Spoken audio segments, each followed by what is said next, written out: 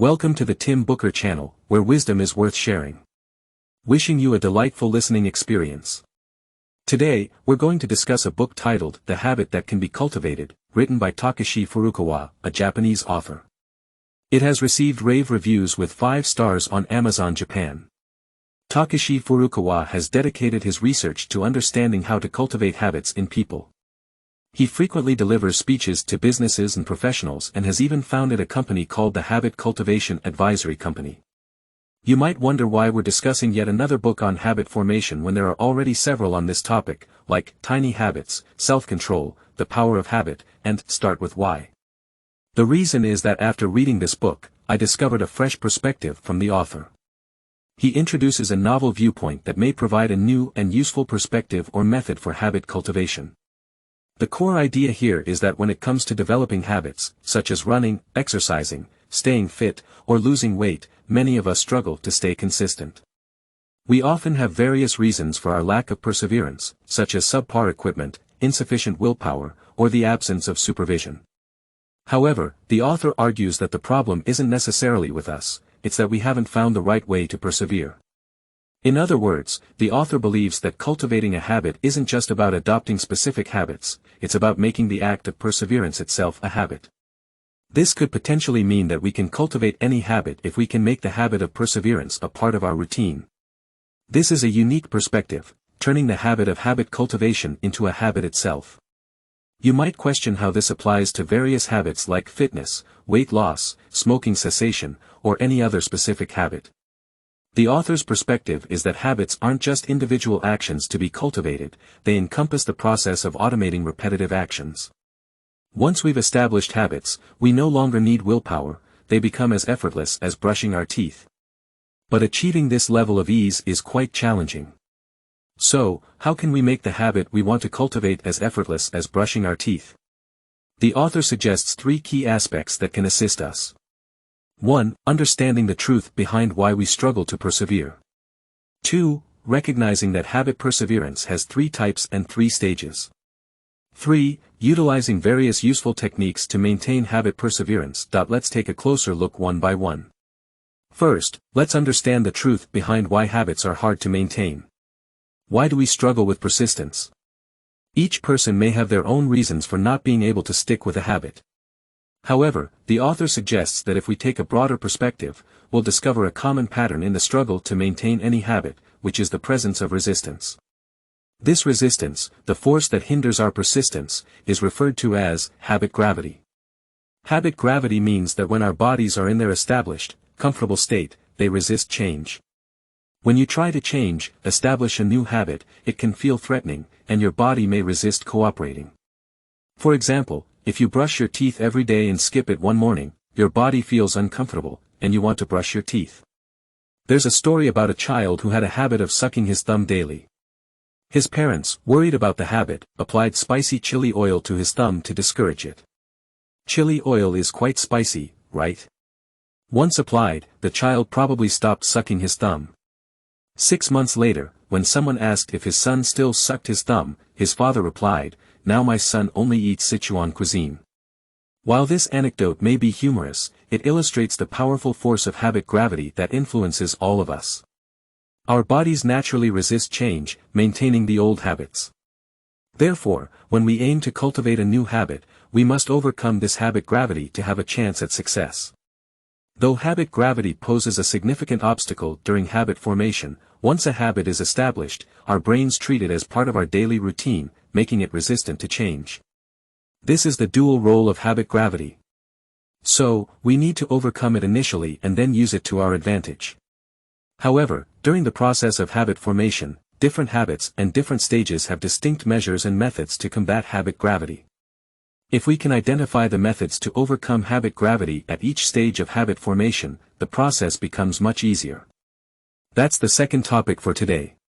The process of habit formation involves 3 types and 3 stages. Before delving into the specifics of habit persistence, let's understand a crucial distinction: not all habits are the same. Habits can be categorized into 3 types: behavioral habits, physical habits, and thought habits. Behavioral habits involve actions that can be easily adopted, such as keeping a diary or developing a habit of tidying up the house. These are relatively simple and can be formed in about a month. Physical habits require a transformation of the entire body, like losing weight or adjusting eating patterns. These habits have a more significant impact on our physical lives and may take about 3 months to develop. Then there are thought habits, which include creative thinking and critical thinking. These take even longer to cultivate, possibly 6 months to a year or more. The methods discussed in this book primarily apply to developing behavioral and physical habits. In the past, there was a popular notion in habit formation known as the 21-day rule, suggesting that it takes 21 days to form a habit. Some people found success with this approach, while others claimed it didn't work at all. From the author's perspective, both viewpoints have validity because the habits they cultivated were different. For simple habits like brushing teeth, washing your face, or tidying up, 21 days might be sufficient because they are behavioral habits. However, for more complex physical or thought habits, 21 days are clearly inadequate. Different types of habits require different amounts of time to form. Nevertheless, looking at the process from a global perspective, while the time to develop each habit may vary, the stages of habit formation tend to be similar. If we can employ similar strategies at each stage, we can find universal methods to overcome habit issues, significantly increasing our chances of successfully forming habits. This book provides a sort of treasure map for habit formation, outlining 3 routes, each with its challenges and the tools you'll need to overcome them. That's the value of this book in the realm of habit cultivation. So, what are these 3 stages of habit formation? First is the resistance phase, second is the instability phase, and third is the fatigue phase. These 3 stages are likely to be encountered when cultivating any habit. Now the author is going to teach you how to smoothly navigate through each stage of habit formation. Let's begin with the first stage, the resistance phase, which might last for about a week. During the resistance phase, when we start cultivating a habit, our bodies haven't adapted to it yet, so we naturally generate resistance. This resistance is what we experience during the resistance phase. For example, if you had the habit of watching TV every night and now you're trying to sit at your desk and read in the evenings, you might feel uncomfortable. You might itch to watch TV while reading. The author discovered that about 42% of people give up on their habits during the resistance phase. In other words, most people can't persist beyond a week because their bodies haven't adapted. It's not really about a lack of willpower, it's more about not having the right methods and tools. So, what methods and tools can help us get through the resistance phase? The author provides 2 small methods. 1. Baby steps * to combat resistance. Start with very small goals that have a minimal impact on your body, making it easier for your body to adapt. For example, if you want to cultivate a reading habit, don't start by trying to read a whole book. Instead, aim to read just 50 words a day. If you want to develop a fitness habit, don't begin with running 10 laps every day. Start with just running 100 meters. This method aligns with what was discussed in the book Microhabits. However, it emphasizes the application of these tiny habits specifically in the early stages of overcoming resistance to habit formation. 2. Simple recording * during the resistance phase. Keep a record of your actions. For instance, if you read, write down how many pages you read each day. If you're working on losing weight, record what you eat for each meal. While it may sound simple, this method is highly effective because it provides a sense of accountability. Without recording, you might feel casual about your habits, but keeping a record helps you stay objective. It prevents you from slipping back into old habits unconsciously. Recording essentially calls upon your rationality to combat the gravitational pull of habit. For example, without recording, you might forget that you haven't exercised for 8 hours today. Recording also helps you recognize when you're being pulled back by habit gravity. Moving on to the second stage, the instability phase, which typically lasts for about 8 to 21 days. During this stage, your body has adapted somewhat, and the habit is beginning to form. However, due to the increased intensity of habit formation, it's easy to encounter interruptions or various challenges that might lead to giving up. How can you overcome this phase? The basic principle is to enhance the stability of your habit since it's susceptible to disruption. There are 3 strategies you can employ to enhance your body's resistance during the instability phase. 1. Make behavior routine * transform the habit you want to cultivate into a fixed routine as much as possible. Set specific times, places, and conditions for your habit. For example, if you want to read, schedule your reading time for 8 p.m. every night or choose a specific coffee shop where you'll read. This creates a stable rhythm, making it easier for you to remember and act on your habit consistently. 2. Set exception rules. Understand that life is unpredictable, and exceptions will occur. Instead of insisting on absolute consistency, set rules for exceptions in advance. Plan for contingencies so that your habit remains flexible. For instance, if you're committed to reading every night at 8 p.m. but have to work late, you might decide that it's acceptable to make up the reading the next day. This prevents you from feeling discouraged or breaking the habit when unexpected situations arise. 3. Introduce rewards and penalties. Implement a system of rewards and penalties to motivate yourself.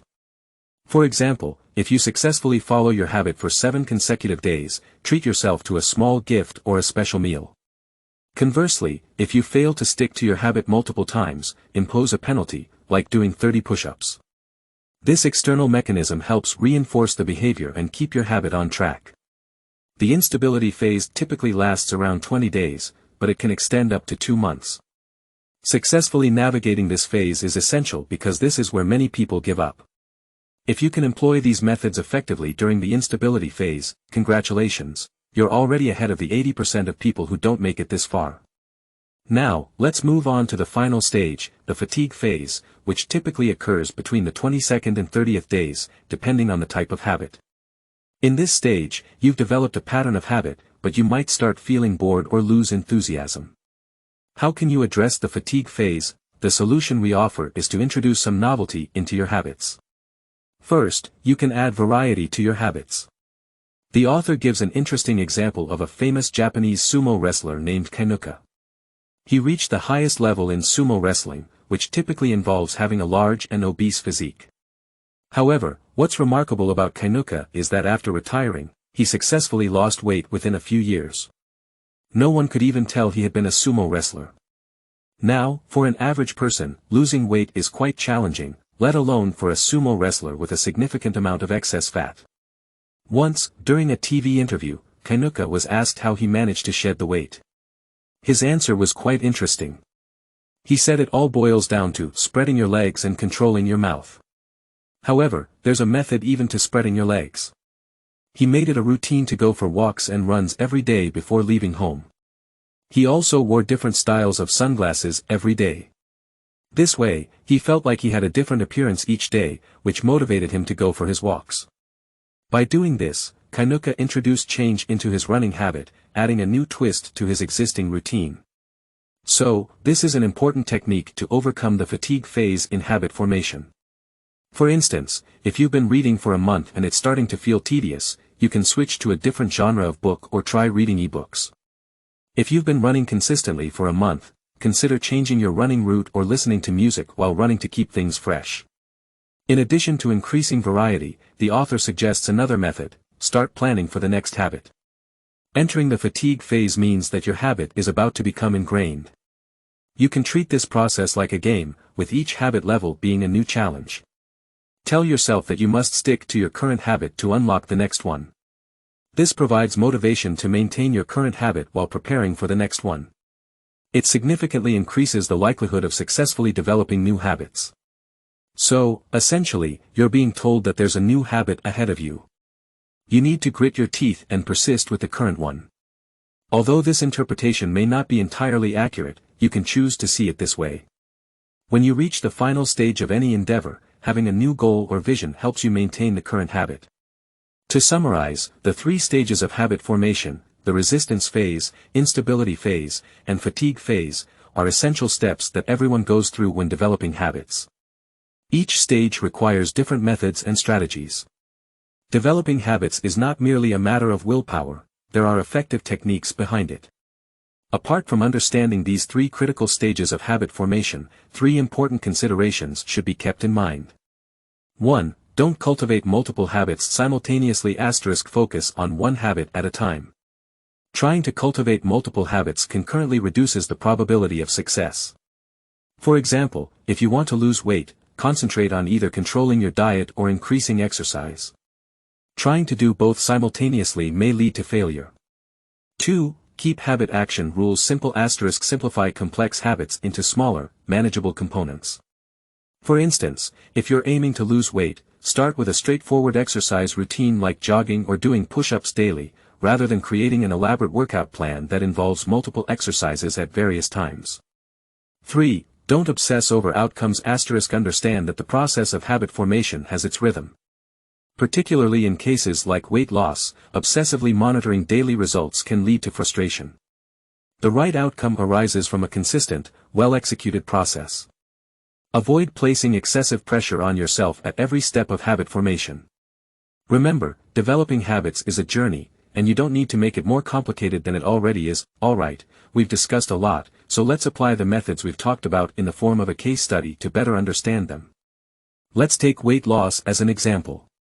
Firstly, we need to determine the habit we want to cultivate in the weight loss process. As we mentioned earlier, it's best to focus on one habit at a time. So, the habit we want to develop for weight loss is controlling our diet to consume only 2,000 calories per day. This is the habit we aim to cultivate, and we know it will go through 3 stages: the resistance phase, instability phase, and fatigue phase. In the resistance phase, when our body is not used to consuming fewer calories and resists, we should start with small, gradual changes. For example, start by controlling your dinner to 500 calories while keeping breakfast and lunch as usual. This way, the change to your body is minimal, just a slight reduction in dinner calories. Additionally, use a simple recording method to jot down what you eat for each meal, how many calories, and record your weight daily. This helps keep track of your progress and enables you to control using rational thinking. After about a week, your body will likely adapt to this change, and you'll move into the instability phase. During this phase, various factors may disrupt your low-calorie diet. To overcome this, gradually increase the threshold. For instance, in the following week, set your daily calorie intake limit to 2,600, then reduce it to 2,300 the next week, and continue reducing until it reaches around 2,000 calories. To make this process sustainable, create a routine for your meals, like having breakfast at 7 a.m., lunch at 12 p.m., and dinner at 7 p.m. Design exception rules as well, such as allowing yourself to eat freely during social gatherings or permitting an extra 200 calories on weekends. These exception rules reduce psychological pressure, and even if they're occasionally broken, you'll understand it was a planned exception. As long as you stay within the 2,000 calorie range most of the time, the habit can be developed. Moving on to the fatigue phase, where you may get tired of eating low-calorie foods daily and yearn for the days of indulging in fatty meals. To combat this, introduce some variety and novelty. Try creating new recipes or cooking your meals.